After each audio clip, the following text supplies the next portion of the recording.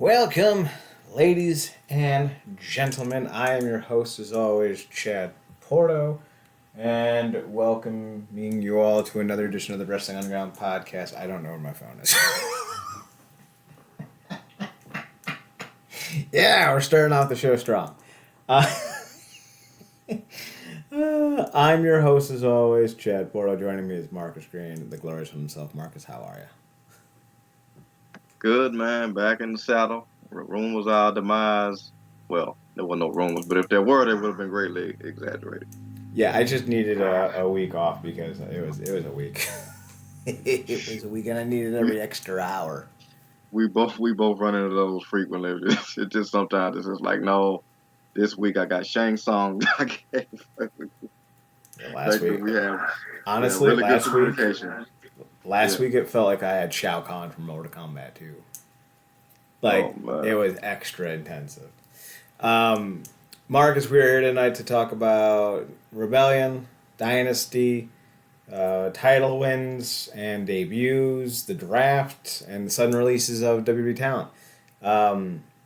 With that being said, let's hop into Rebellion. I am going to need to duck out here after we talk about Rebellion to grab my phone.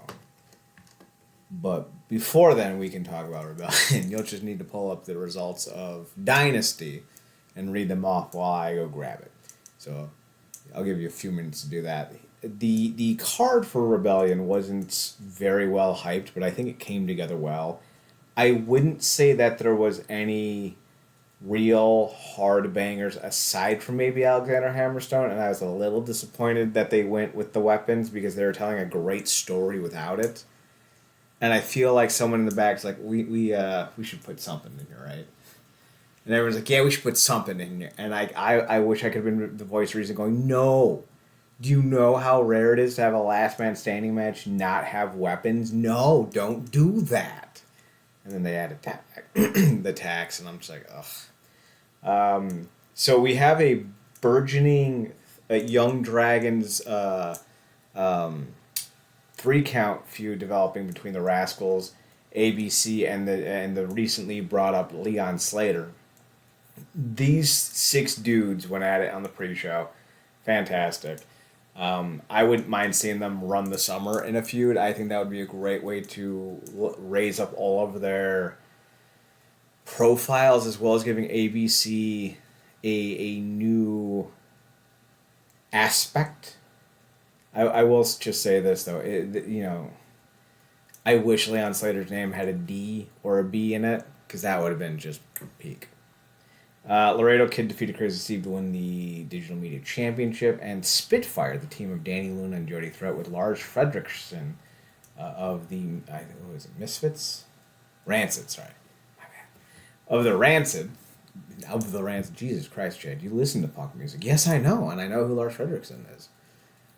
Of the band Rancid, who is, if I remember correctly without looking at their Wikipedia, the people who sang Ruby Soho, which is the theme song for Ruby Riot or Ruby Soho or what have you. Am I out of touch, Marcus? It's the children. And then, of course, they retained over Decay. I'll say it again. It's time to say goodbye to Jessica Havoc, but who's going to listen to me at this point? Marcus, what were your thoughts on the pre-show, if you have any?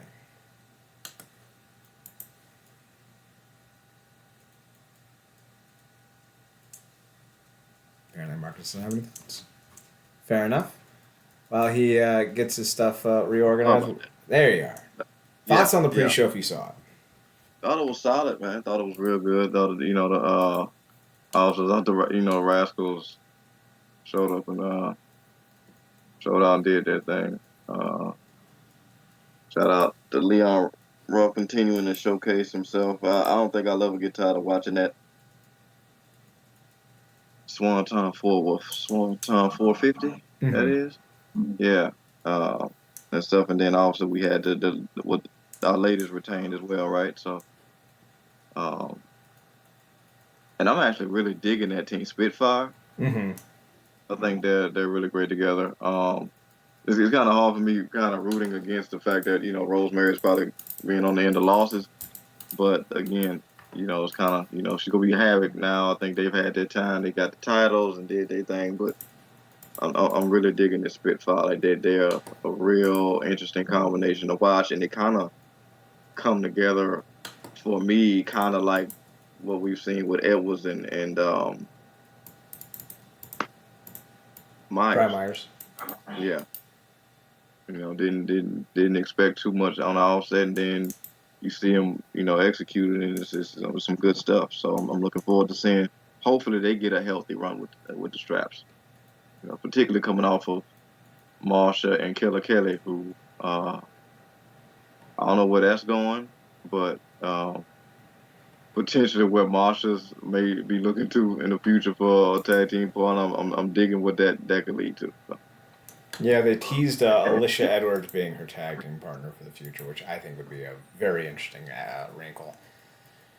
Starting the show off, we had Mustafa Ali taking on Jake Something for the X Division title. This was a nice little match. Jake Something really looked like $1,000 here, or $1,000,000, if you will.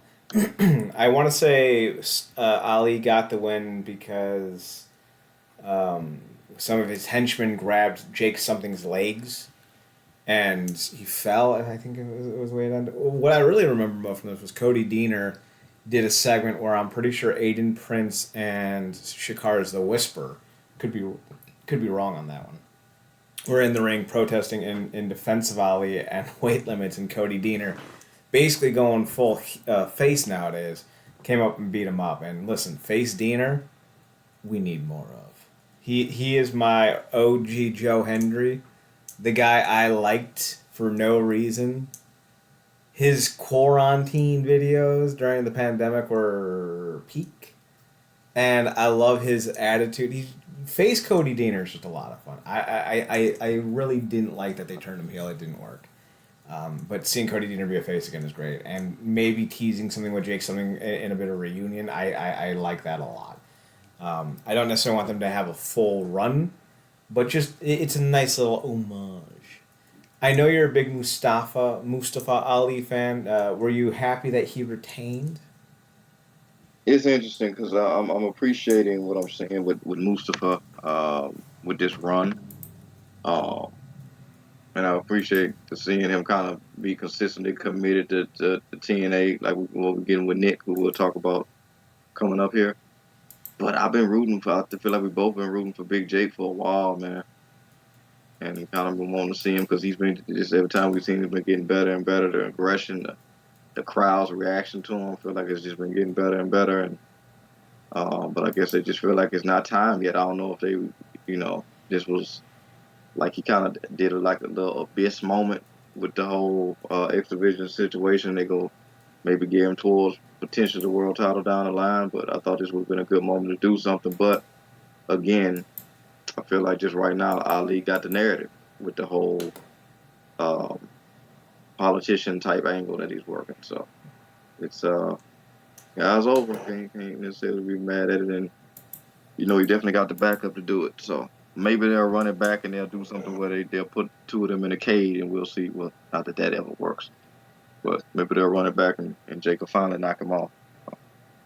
I do really enjoy what they're doing with his politics gimmick. I think it works, and I'm excited to see if we can see more of this going forward. Uh, God bless. I love the new Rich Swann.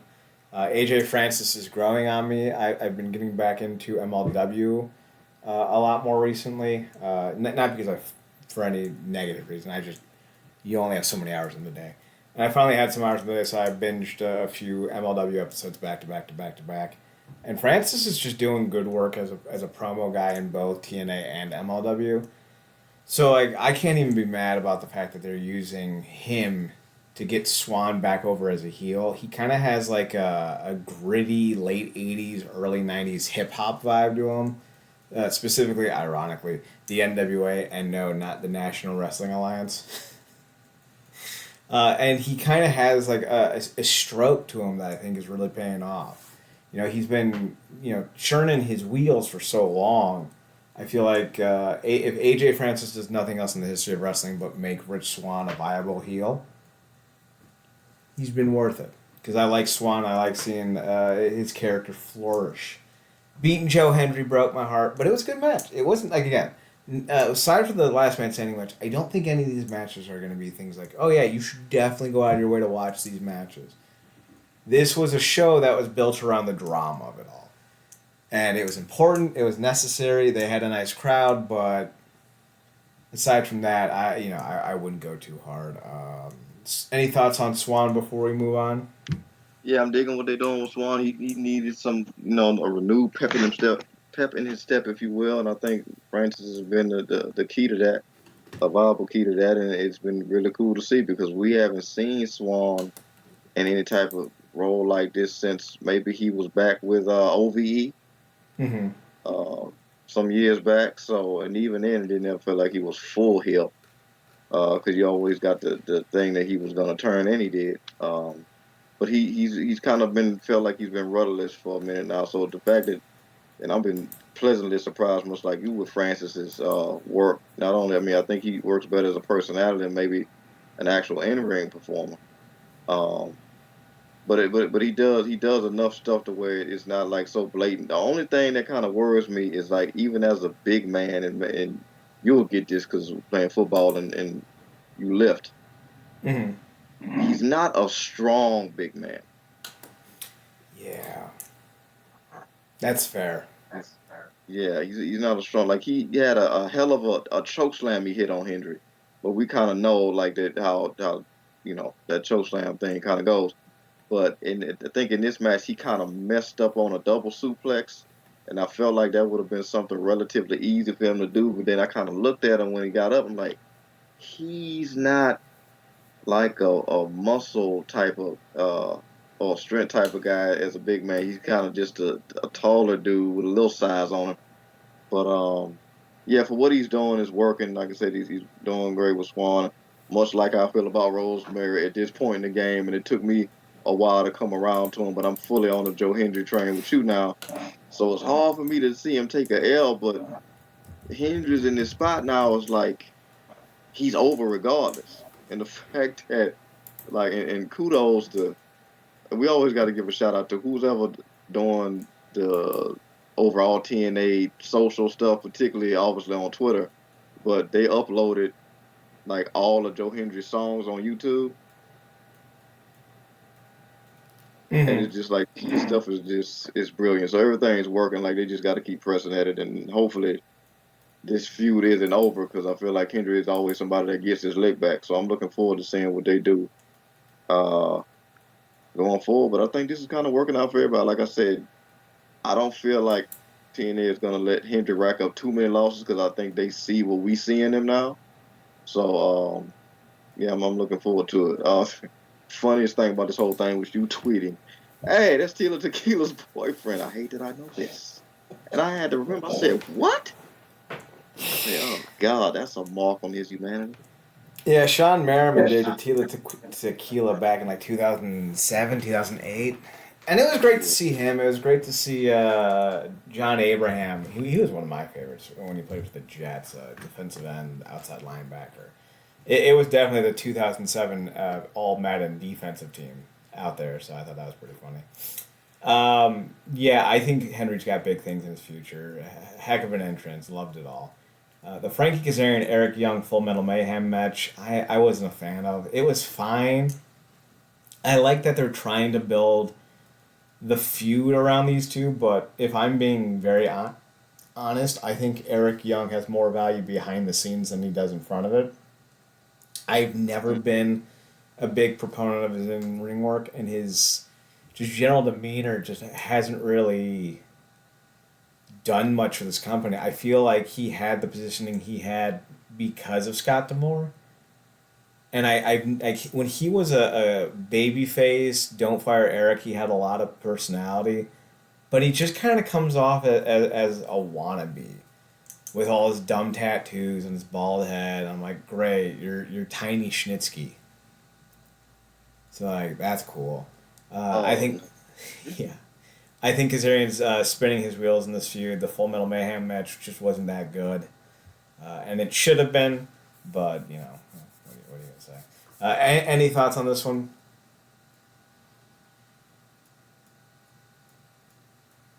Because if not, the next segment's the one where I think we got the money. Because I was very happy about the next segment. No, yeah. All right, well, we'll move on. Steve Macklin comes out, throws out an open challenge. Santino Morale, son of a gun, son of a gun or whatever. I hate that. It annoys me on levels that I can't even begin to explain.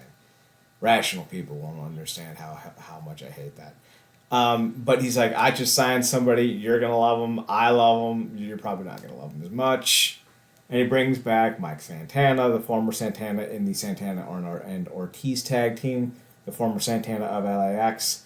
He's a little bit bigger. He's got a lot more hair, but he still moves like a son of a bitch. And it was fantastic to watch him beat the shit out of Steve Macklin, who, to my chagrin, announced that he had signed a new deal with TNA. So, Yeah, it's fuck. that's it's interesting. We that's what we divide on. But yeah, real quick, I do appreciate the fact that EY and Kazarian going back for a second do go all out when it comes to them type of situations because those guys are seemingly veterans on the roster and they don't have to do what they did. And that flux capacity hit at the end was nasty work. Um, so I think that the injury report that Gia gave that EY had his ear lacerated and he had to go to a plastic surgeon to get it uh taken care of. So yeah, kudos to both of those guys, man, putting in some serious work in that match. But on to this one.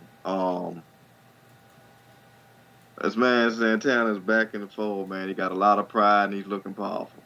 Um, and this is another instance where I appreciated Macklin, who's quickly become like outside of Alexander and really a few other people, which is a strength in they roster as a whole.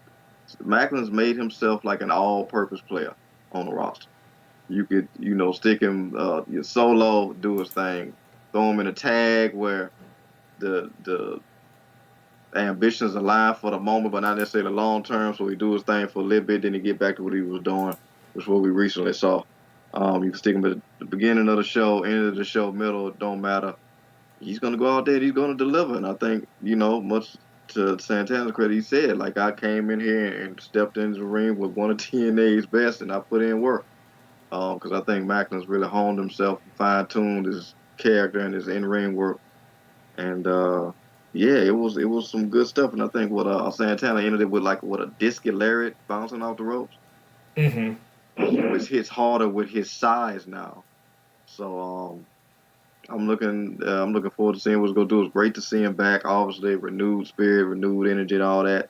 Obviously, did his thing, and the second version of LAX or their version of LAX killed it. But now it's time for him to run his own campaign, if you will. So it was great to see that, and it's yet again it seems like Macklin is also being used to kind of be the first line of defense for people that either come into the company for the first time or come back to the company, which is I think is interesting. He's the welcoming committee. They called him the what was it? The gatekeeper. So it's not Yeah. untrue. The system took on Speedball Mountain. I don't like the tag team of Bailey and Trent Seven. I don't know why Trent Seven's in this company. Clearly, they're looking at doing more British wrestling tours because you got um, Leon Slater, Danny Luna, you got Joe Hendry, and now Trent Seven, Steph Delander's I think Australian. So like there's truly a push to get more British talent, which is fine. I don't care about Trent Seven. Trent Seven was decent 7 years ago, but No. he's lost a step and gained a It's few inches, if you know what I mean. He's it's not he's interesting. not the mustache mountain Trent Seven anymore. Yeah, yeah, I get it. And it's also we kind of biased because we saw all the momentum that Bailey had picked up. You having that hell of an X Division run. I mean, he was having.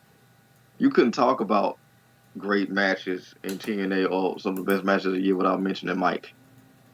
Um, him and Alexander was going back and forth, back and forth, back and forth for like best matches all year. And now he's kind of feels like he's been rudderless for a minute, kind of trying to find his groove. And now they put him with the tag team, and it's cool, but we kind of know what he's capable of. Um, so it's interesting seeing him where he is, and we our other boy Gresham is kind of getting back into the fold, and looks like he's gonna have some forward, hopefully momentum and trajectory in that regard. But yeah, they took this L to the system, right? And like I said, would love Baylor to get the win, but Edwards and Myers have been working at a quality level, and I did Mm-hmm. not expect this. This is probably my favorite stuff I've seen from Myers since he's been in TNA. Other than when they ran that whole situation between the Edgeheads back between him and Ryder when they had their one on one. But yeah, this is working. Like he's hitting some hella fire spears lately too. Like this is like this team is making me like Myers. So it's you know interesting. Very interesting, but I would say that the match is not so much. The Alexander Hammerstone match, I think you have to watch to really enjoy.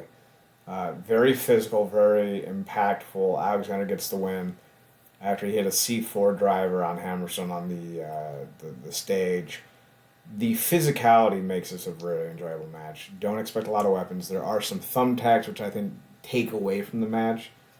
I'll put it up there for a contender for the match of the year as we build out the list, but I don't think it has a shot at winning.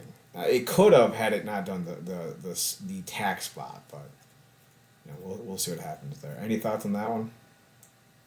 It's banger, man. This their third beating and didn't disappoint. Nope. These guys never disappoint. That's one time where you look over and you definitely use that line from that first guy said, "Well, let them fight," because ain't no way in hell I'm getting in the middle of it. But yeah, Xander got his lick back and onward and up with the way he's going. I don't think this knocks off Hammerstone because obviously it's what 2-1 with the whole thing now. So they can Mm-hmm. all. I think this is something they can always come back to. I think your boy Hammerstone has been brilliant with his heel. What he did to Tommy Dreamer, who I don't. It's like if our boy uh, Sammy dropped some, Dreamer found it. Like I don't know what's going on with his. He got one of the worst shapes I've ever seen. But um, Hammerstone has been brilliant with this whole and the whole concept of he took that head strap from Alexander, he just never replaced it until he got it back. It's great stuff. Yeah, it's pretty solid. So then we move to the Jordan Grace Steph Delander match. This was not good. Yeah, Steph Delander's fine. She's not a good wrestler. She's fine, she, but she's very charismatic, yeah, and that's where she shines. Jordan Grace is the best female wrestler in the world today. I've watched the Joshis. I've watched AEW. I've watched WWE. she's Jordan Grace is the best. she's up. I mean, I'm looking at her. I'm looking at Rhea. I'm looking at Athena. Yeah, but she's definitely. This was probably my most disappointing match of the night because I'm sitting up here like I just watched Grace because I did a basically binge of all the impacts leading up to this show. Mm-hmm. And shout out to the YouTuber impacts that do the must see moments so I could really just catch up all the stuff all the important stuff in case I don't need to watch the whole show. She had a banger with Tasha Steeles, and this match didn't even touch a third of it. No. And when you say, because I'm not real familiar with Delander, there was this thing. I'm like, wait a minute, Zach Ryder got a girlfriend? Ain't he married? But again, gimmick. So I'm watching this match. I'm like, are they? Do they? Did they pad this match out like this because she can't really go with somebody like Grace? Yes. Because this had too much crap in it. So to break it down real fast, the Good Hands got involved, then PCO got involved, then Khan got involved. And PCO probably did more work in the ring than Steph Delander did. maybe even more work than Jordan Grace did. And that's not a slight on Jordan Grace. That's more just a definitive explanation on how much PCO was used in this match. But then the big surprise at the end. And listen, I hope he talks to Alexander about dieting and working out. But Sammy Callahan came back with a new head of hair. Love to see it. And while I'm not of the mindset that Sammy Callahan is a main eventer anymore, that leg injury, his weight gain really did limit what he's good at in the ring. I still think he's a name and a mind that makes the product better. I just don't want him at the top of the card. I think, feuding with some of the lower card guys to get them up, I think is where Callahan's going to shine right now, if that's the route they go. But for the most part, yeah, he's back in TNA. Apparently he's going to work both MLW and TNA going forward. So that's not a bad thing at all. Callahan's only 36, so he's got time to get himself back into the shape we remember him for. Here's hoping he does. Main event, just like the match before, it was sloppy. Less interference. I'm actually kind of the mindset that maybe Moose won clean, but Nemeth and Moose both had just really weird sells in this match. Like Moose couldn't get to the top rope. Nemeth was bumping well, but bumping odd. Like Moose hit him with a clothesline, and Nemeth looked like he did the turnaround twist-a-rooney or whatever you want to call it. But he stopped halfway for some reason, and like he got hit and he went up and down, and instead of completing the rotation, he just kind of fell. And I'm like, what? And it looked bad. I think at one point Nemeth hit the zigzag on Moose, and Moose kind of just like fell backwards into it. It was a bad main event. It wasn't like a bad wrestling match. Like we've seen bad wrestling. WCW 2000 exists for a reason, folks. But compared to what I expect from Moose and Nick Nemeth, I think Moose might be, within the top 5 range. He might be much higher, but within the top 5 range of the best big men working. He bumps, he sells, he's got a personality, he's unique, he's delightful. This was not one of his best outings. And Nemeth, you just expect more out of him. This was rough. It wasn't bad. We've seen bad, but it was disappointing from what we were expecting. Marcus, any thoughts on the last 2 words? And then when you're done with that, just start the AEW Dynasty rundown. You don't need to go hard into the explanations. I just need time to get my phone.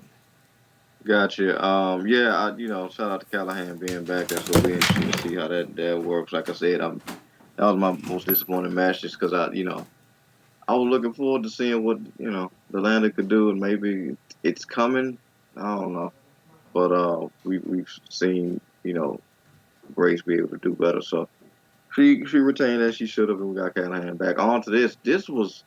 I think I enjoyed this match a lot more than you did. I thought it was really good to me. I thought the selling, Ziggler's selling was, Nemeth, sorry. Nemeth's selling was a lot less cartoonish than it used to be. Because I just think that was a thing when he was in WWE, because that was the thing that he knew he could get the win with, even if he was losing, which was most of the matches he was likely in. But here, I really feel like a lot of that probably had to do with the fact that he was against somebody like Moose, who had him outsized, outpowered, all that stuff. And I saw him have to really fight to find his offense against somebody like Moose, who, like you said, did a good job to the point of just trying to climb to the ropes and showing that struggle. Like, I guess where you looked at it as botches at points or sloppiness, I looked at it as like the physical struggle between the styles these two had. Or maybe I need to go back and watch it with a more fine-tooth comb, if you will. But I thought it was good. Moose capped him off with that classic Moose spear as he does. Leveled him with 2 sick power bombs too. Like one, I think the first one was a jackknife variation, and then the second one was just like a sheer drop on the damn ramp. So they definitely took their licks in this. But Moose retained likely, probably as he should, particularly with what we see where things are going. So All right, I'm back. So overall, I'd say Rebellion was solid. C plus. Definitely have seen better. Definitely have seen worse. Good Yeah, same crowd here. though. Oh, we Mm. had one more thing. That's right. I forgot. At the Yeah. end, at the end, we that's good. At the end, we got the return of broken Matt Hardy, which could be more, better described as frizzled hair Matt Hardy. No moisturizer. Zero. What is your name? Petey? Petey! I'm going to tell you just how moisture there is. Now, how much moisture are we going to have today, Petey? Zero moisture, sir. Well, I'm Coach Boone, and I'm here to tell you how much moisture we're going to have in our hair. Matt, and I'm going to assume even Callahan and even Santana, I don't think they're under guaranteed full-time deals. I think more than likely they're going to be open contracts, maybe 30 dates, 20 dates, not even maybe 15 dates.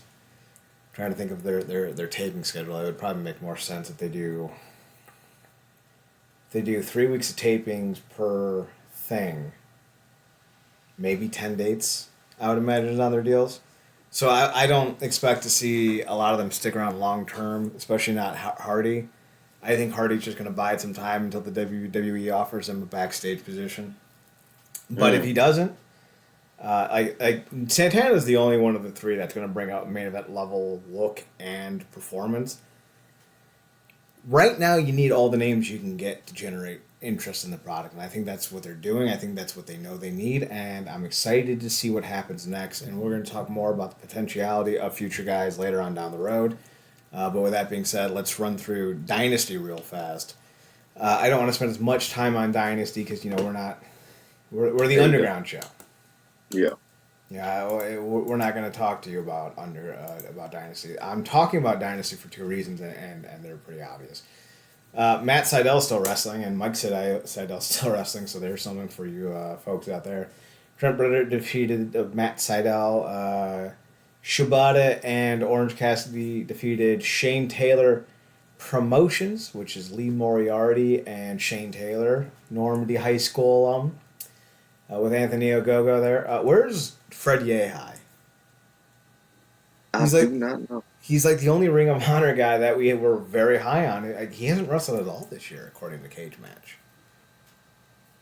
So I don't know, TNA sign Fred Yehai. And where's your boy, man? Which one? I have a few. The the boy with the goods. Oh, Josh the Good Woods. Yeah, what happened to that guy? He's actually on Ring of Honor still. He's doing a shoot club with Anthony Neese and somebody else. And actually, I like what they're doing there. I haven't seen a lot of their stuff. I've only caught a few segments online, and I've seen some photos, and they look. I like where they're going with that. I think they're heading in a good direction. Bullet Club Gold, which is Jay White and Billy Gunn's bastard children, Austin and Colton Gunn, defeated the acclaimed Max Bowen. I'm sorry, Anthony Bowens, Good. Max Caster, and Billy Gunn. This feud, has been going on for way too long. I Yeah. don't know why father and sons are feuding, but I would like it to stop. It was great at Yeah. first. I liked it, but Monty Sop, sorry, that's Billy Gunn's real name, is 60. And I feel like if he doesn't know how to discipline his children after 30 years of life, he's not going Yeah. to. Uh,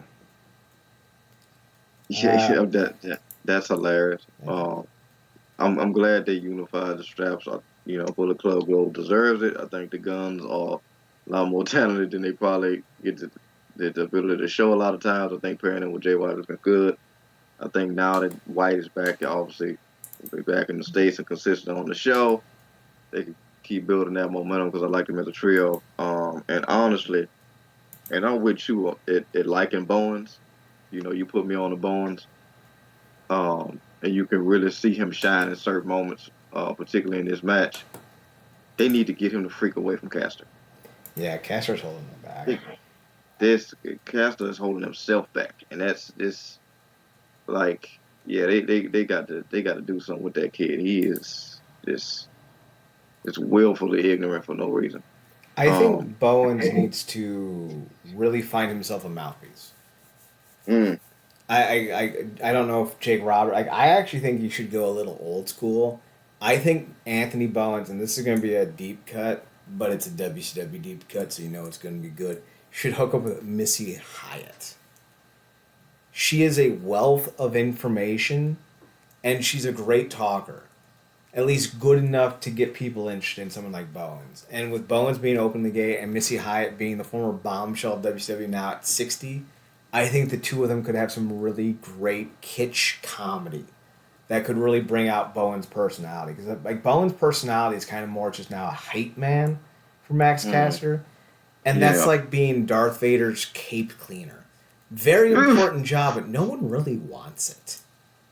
I just not just imagine like a little cape sweeper as the dun dun dun dun. Just like a little tiny like cartoon Elmer Fudd going like behind him. Going, It's like I'm finished, sir. Altitude. Oh boy, Space Jam. Uh, Speaking of oh, Space Jam, Kazuchika Okada defeated Pac to retain the Continental Championship. I'm still waiting for Pac to be a star. Everyone kept saying for like a decade, Pac's gonna be great. Neville's fantastic, and I know you're a Neville guy. I knew, or at least you were. I don't know how you feel about Pac these days, but even when Pac was the god of the cruiserweights, the killer cruiserweight, or whatever he was calling himself, I'm just like, this dude's got the personality of a British black hole. Just you stare into it and nothing comes back. And we're I in thought an some. era where so many wrestlers are as good, if not better, than he is. It's You need a yeah. I mean, personality these days to stand out. That's just how it the is. only time the time I've gravitated to the most was when he was calling himself the king of the cruiserweights because he was putting on this. He just had that. Ironically enough, he was I guess inserting some of that pop nastiness uh into his gimmick. So thought came off really great. He just had this nastiness tone that really popped on screen. Here, I mean, look, you're not wrong, particularly when for all the crap that AEW gets, and sometimes we give it. They have a stacked roster, and like you said, a lot of people do what he do, but that's what he thrives at in the ring. Because if you tearing it, he might not be. I guess you would you put him under Bryan and Osprey or on the same level? I would put him underneath. Gotcha. Um, Yeah. he's very athletic Yeah. and he's strong, but Yeah. I don't see him putting together the same just beautifully contrived matches and constructed matches that Danielson and Osprey can do.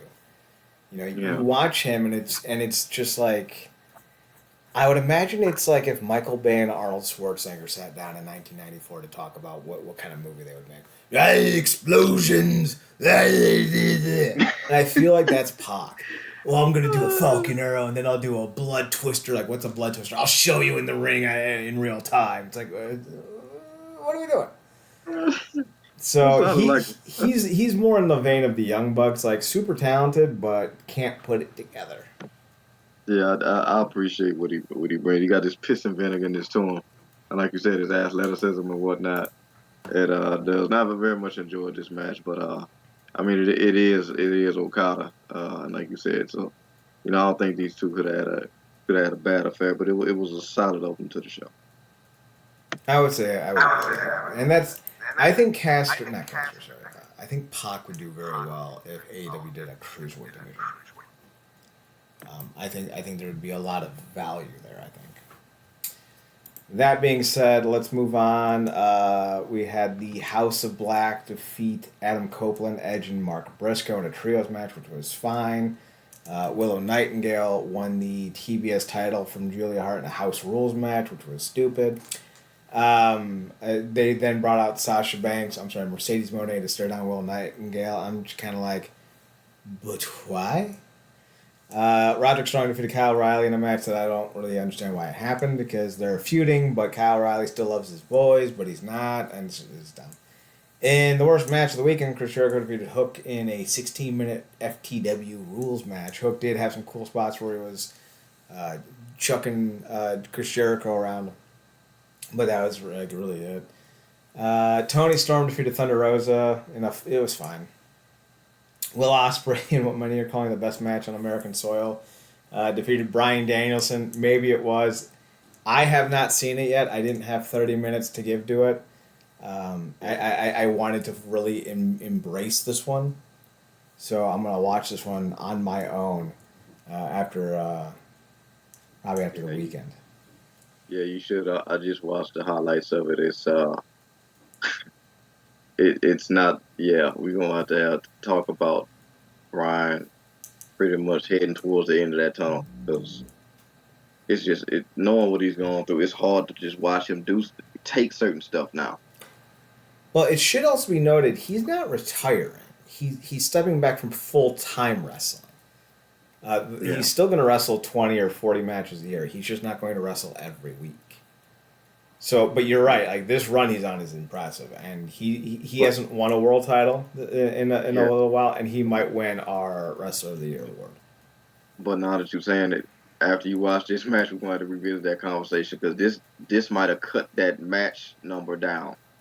Well, they are saying that what we saw at the end of it was less about him being hurt and more about Osprey trying to put over his Tiger Driver or whatever it's called. Brian Danielson apparently is fine. There's nothing to indicate that what he was doing in the match. I did hear in Brian Zane's review that he was like convulsing and shit afterwards. That wasn't real. At least that's what I'm gleaming from a lot of the online discourse. That he was just Yeah, selling all that, which great, but also if you know of his history and you saw that, you probably would have been very concerned. So hopefully Danielson is okay, but who knows. Jack Perry came back to help the Young Bucks win the World Tag Team titles again.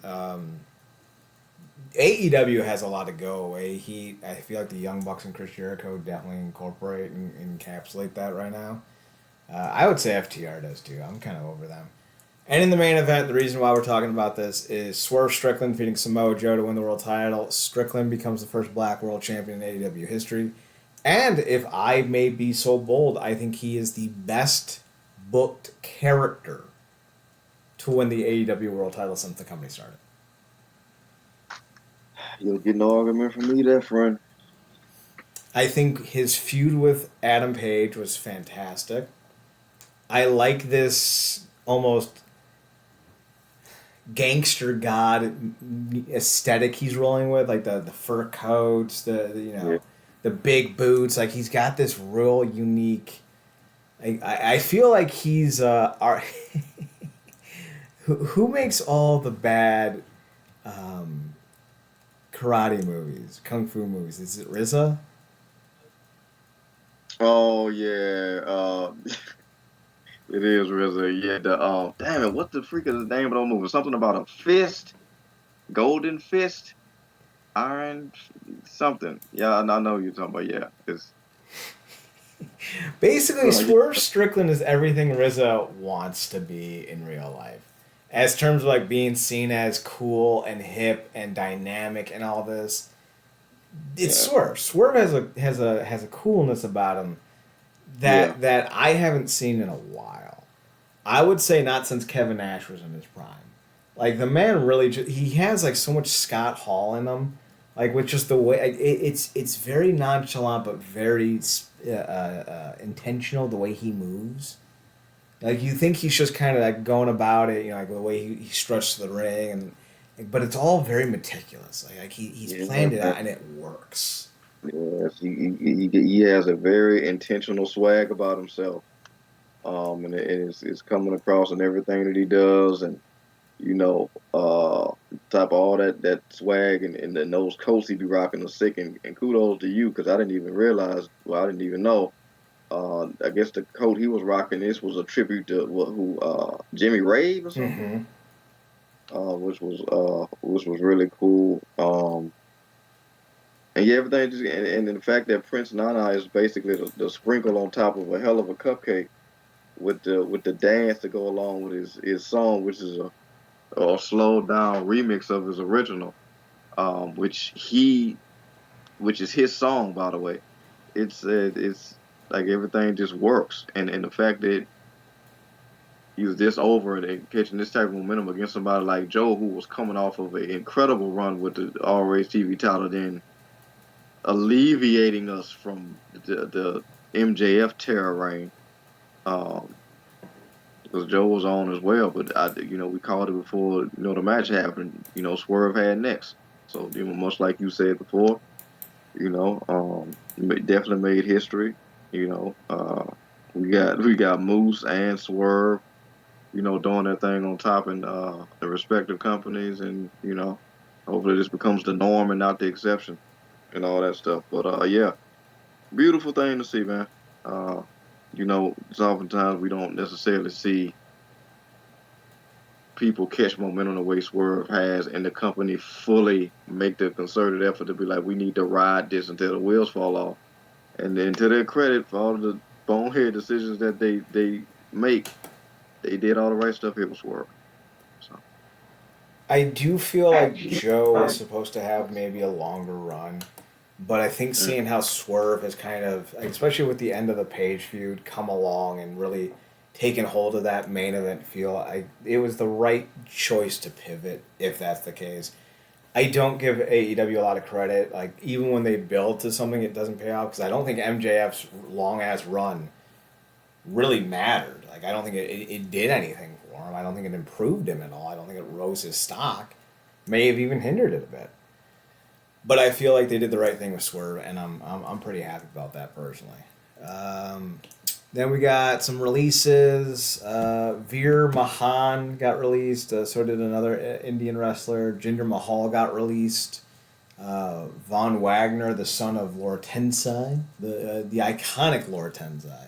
How dare I not put some respect on his name? Von Wagner got released today. It was announced that not Corey Graves, Triple H, not Triple H, no, no Triple Lee. Trevor Lee, yes, right, thank you. Trevor Lee got released, and I have to assume more are coming because this seems to be. It seems like they are combing through the roster to say who's the guy that we need to get rid of, and honestly, the fact Trevor Lee got signed in the first place was shocking. The fact that he lasted 5 years is even more shocking.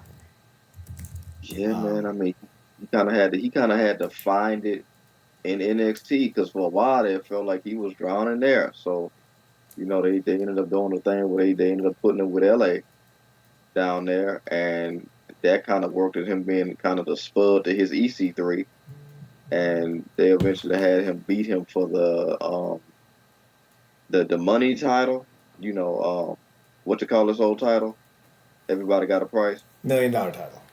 Yeah, $1 million title, and then that's probably like the last big thing that he did before they had him. I guess did he do some stuff on the main roster or not? I don't know, but yeah, it sucks because he was clearly emotional. Kind of reminds me of that first time I think they released Spud. And I get it when it's been your dream and you finally feel like you made it to the big time, but it's like it happens to everybody. It's happened to everybody, and kind of look to guys like Nick Nemeth and a lot of other people, and it was cool to see him get a lot of support on social media. And shout out to Mustafa. He was like, "Hey man, you gonna be all right. Just come on over here. We got you." So he'll find his way. He can go in the ring. I don't know. To your credit, like you said about Neville, the personality is kind of waning. And it wouldn't be his first stint in TNA, but it's the company not in the same spot, and that's definitely not the same roster. So I think when it comes to Cameron Grimes was his government name. I think when it comes to Trevor Lee, he's going to need to find a real gimmick, one that really suits him because he hasn't had a lot of luck. The Cult of Lee, the Helms Dynasty, the Richest Man in NXT, like I'm sure some people enjoyed them, and if you did, you did, and that's wonderful. But I feel like there isn't a lot of substance to Trevor Lee. I do think now I'm just spitballing. I think Lee and Cody Deaner could have a wonderful tag team together. They're very similar in their mindsets. Lee's a better in-ring worker than Deaner, but Deaner's a better personality, so I feel they would complement each other. And I think you could have a lot of fun to the Southerners of the United States and the Northerners of the Canadians, because apparently the deep North is the equivalent of the deep South in Canada. You know, if How I Met Your Mother is to be believed. So I would like to see what they would do there. I think there's something there that would be a lot of fun. I'm not dying to see Trevor Lee though. I wouldn't mind seeing Von Wagner because I feel like he hasn't really been given a lot. You know, Trevor Lee could work with Sammy Callahan or Crazy Steve or PCO as like a darker character. I think Von Wagner is such a blank template. He could work with anyone and develop an actual personality and gimmick. The one name I wouldn't mind seeing though, and this is gonna shock some people, is Jinder Mahal and even Veer Mahan. If I'm getting him right, Veer has a Disney movie made after him. Like that, right? Come on, lad.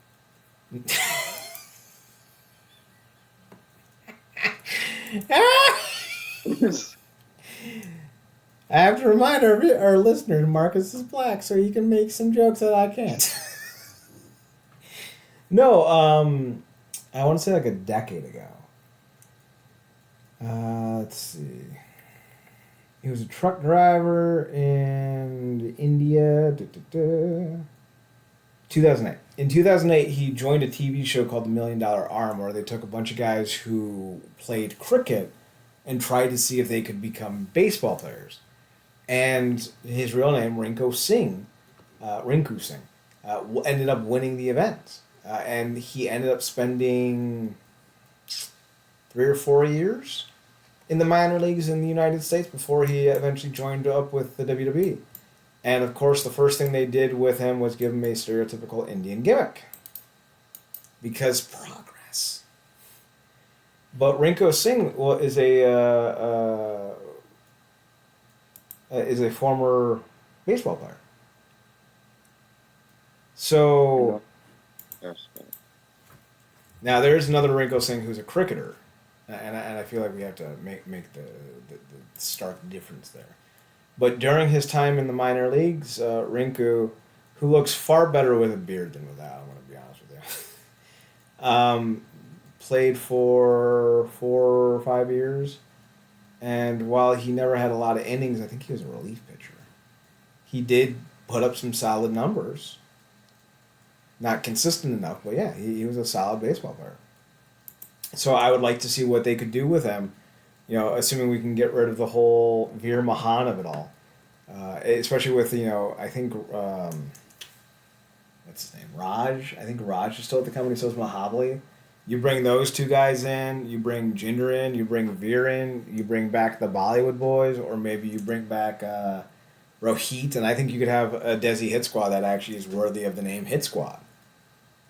So, there's potential there, especially with a company like TNA who needs to find as many guys who are willing to work to help bring up not only the company's value but their own.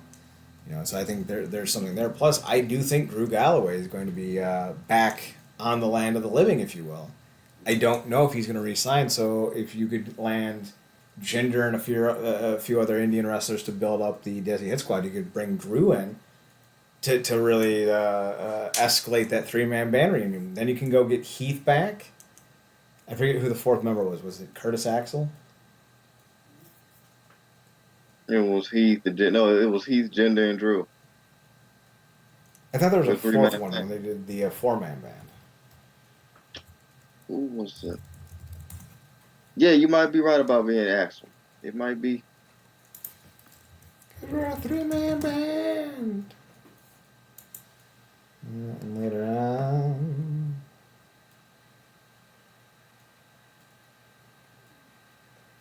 I'm just one man.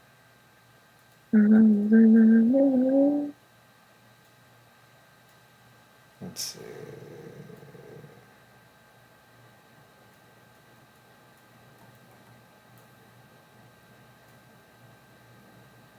Later on, Hornswoggle. That can't be right. I thought there was a 4th member. Maybe there wasn't. Maybe it was just the 3. And if that's the case, go get all 3. Go get them all. All right. We'll up next Tuesday. We'll update you guys on if there's any more releases. But we have the draft this weekend, or this week, I should say. Actually, this weekend as well. Is the draft this week or is it next week? Yeah, it kicks off on SmackDown this week and then follows on Monday. And now we have another congratulations to go out. Trick Dish dethroned Ilya. Really? Yeah, man. So that's obviously Or, a sign that Ilya Dragunov is going to the main roster full time. or his book will say, "Oh yeah, man." Booker T's training for a return to the ring, by the way. I don't know how that's going to look, but all right.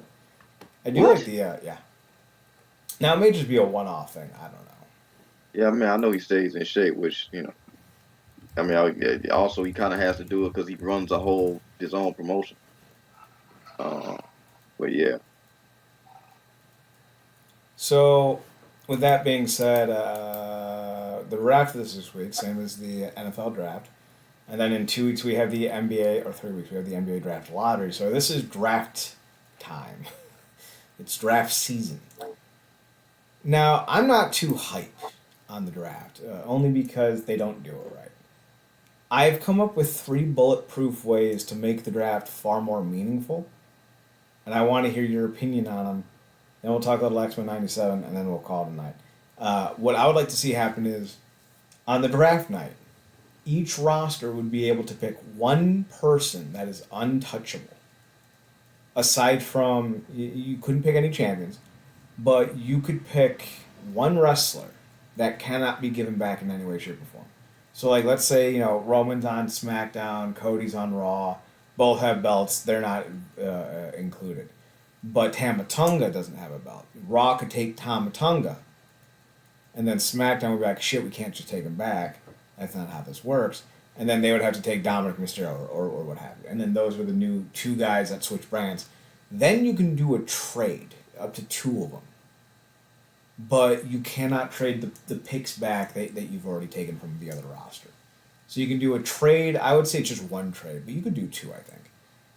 Where you would actually have to hammer out the deal and whatnot, and maybe include draft picks. What are draft picks? Draft picks are going to come up next. The bulk of the draft, I think, should be about drafting NXT talent to the main roster. I think there's a lot of value there, and it would increase the hype around these guys, because let's be honest, maybe a fifth of the main audience watches NXT. So, like, it's not like, Ilya Dragunov and Triple M's have a lot of name value to a bulk of the fan base. So I feel like this is a great way. You could do scouting combines. You can break down stats, wins, losses, title. I think there's a lot there. I think if you did some of these changes, I think you could make the WWE draft actually far more enjoyable than what it is. Because what it is usually just like a stupid fucking thing that I don't care about. That shouldn't exist because it doesn't make sense. Make yeah. it make sense. It's also this thing too because of kind of external narratives, right? So like, if anybody's been paying attention, they've made a concerted effort to keep couples together, Hmm. and narratively, I just don't feel like they're gonna let the bloodline thing be on Raw. And maybe it shouldn't be. I Yeah, like tuning in on Fox to watch SmackDown and the Bloodline stuff, especially with the rumors that Jacob Fott 2 will be debuting very soon. this Civil War gonna be nuts. Um, uh, yeah. So between that and like certain things, just probably likely don't need to happen. So between them trying to keep things, I guess, quote unquote, shocking and throwing people off, but ultimately other stuff, like I said, that they kind of just make sense and that they kind of have to do for more productivity with the stars. It's kind of like willfully contrived automatically, and like with us in the back of our head being like, well, how much of it's gonna stick anyway? I don't know. But again, this whole, how many times did they hustle the new era narrative over Mania weekend? So, we finally got rid of the brand name titles. I did like those, by the way. Uh, so we'll see what they do. I do like the new tag team title belts. I think those are nice. Yeah. I also like I don't like everything having the same stylings, but I do like that they're changing up some of the belts for brand specific reasons, but not dubbing them Raw and SmackDown. I like that. Lastly, we're going to talk a little bit of X-Men '97. Marcus, I'm enjoying this show, and I don't want it to sound like I'm not. But some of the dialogue feels stifled. Some of the conversations don't flow. Mm. It's like, what would you like for dinner? I would like steak. Did you hear about the bombings in Arkansas? I too enjoy going to space. It's like, what is this nonsense you're throwing together? It's incoherent at times. And like the worst of it that I remember like having the most trouble with and just kind of like rolling my eyes was with like Storm and Forge in like their first episode together, like not the first time they met at the end of the episode, but like their like first full on episode. I think it was like episode 4. Like it just kind of went everywhere, and I was like, "What? What are we doing?" Some of the storylines I'm not sold on. The stuff with, and I'm not going to go into spoilers, but the stuff with Magneto and Gambit, I was like, and like the Genosha episode really like, kind of like hammered home this idea that nothing's being built up to; they're just throwing it in a Deus Ex Machina kind of way.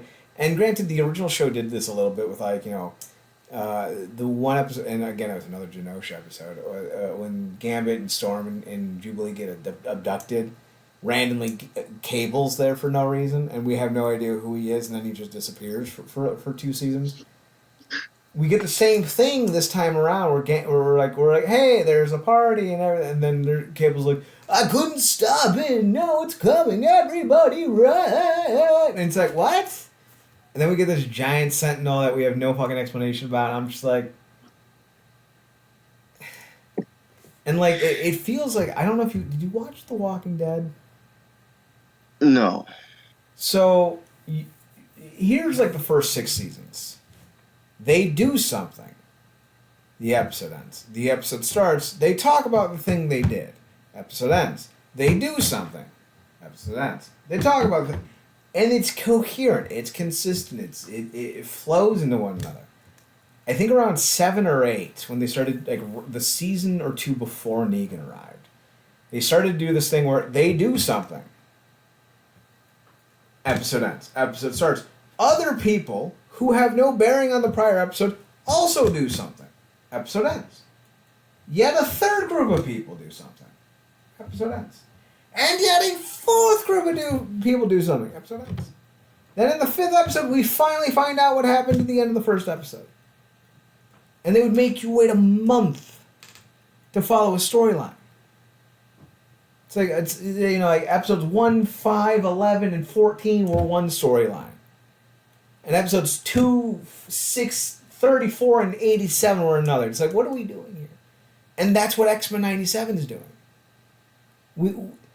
We have entire chunks of information that we're not being told for episodes, and I don't know why. Like the Forge and Storm stuff shared an episode with Jubilee and Sunspot. Yet we still haven't followed up on the Sunspot Jubilee episode, and like that whole episode was supposed to be part 1. Part 1 of what?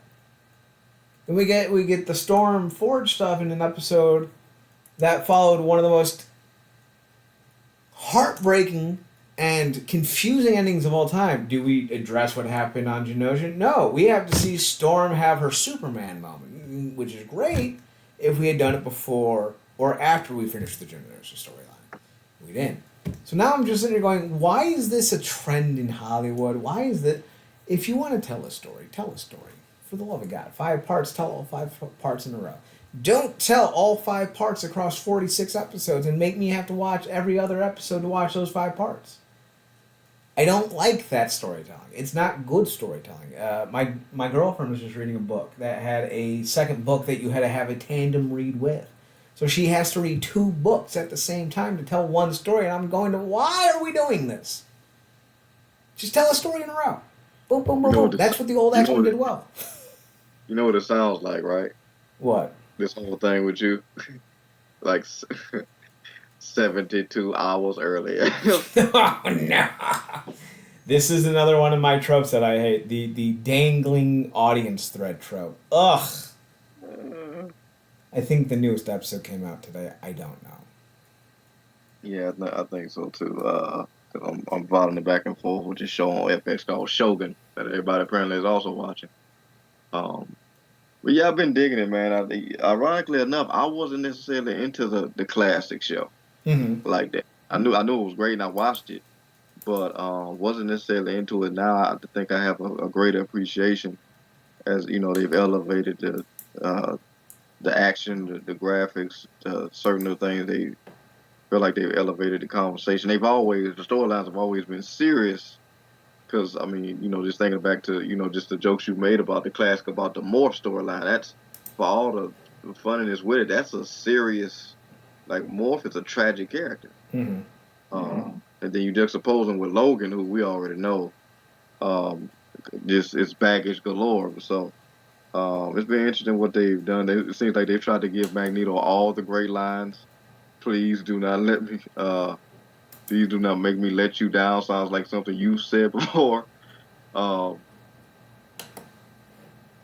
yeah, so it crazy, like you said, it's crazy that Genosha episode was. The minute you saw Cable show up, you was like, oh, somebody punched the fuckery button. Somebody punched the fuckery button. So it's interesting what they've done. To continue to showcase, to elevate how we look at their powers. They've done a great job doing Scott some service coming out of that first episode and stuff. And I think I'm really digging it along with everybody else. But I do get your criticisms of it, particularly with how they're piecing stuff out. Certainly, Sinister has kept his consistency with being a universal a-hole. Um,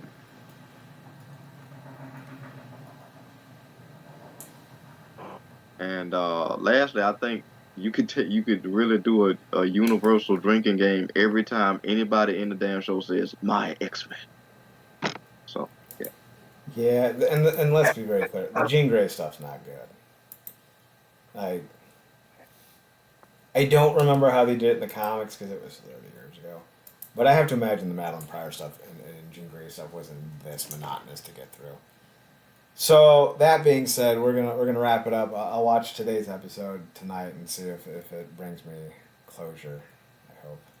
With that being said, we're out of time. Marcus, you can be found on Twitter at ParadoxKid, ParaDoxKid. Yes, me. You can also find him on his other podcast, The Trooping Show, TruePennshow. You can find me on Twitter at ChadNerdCorp, ChadNerdCorp. I think it's spelled that right.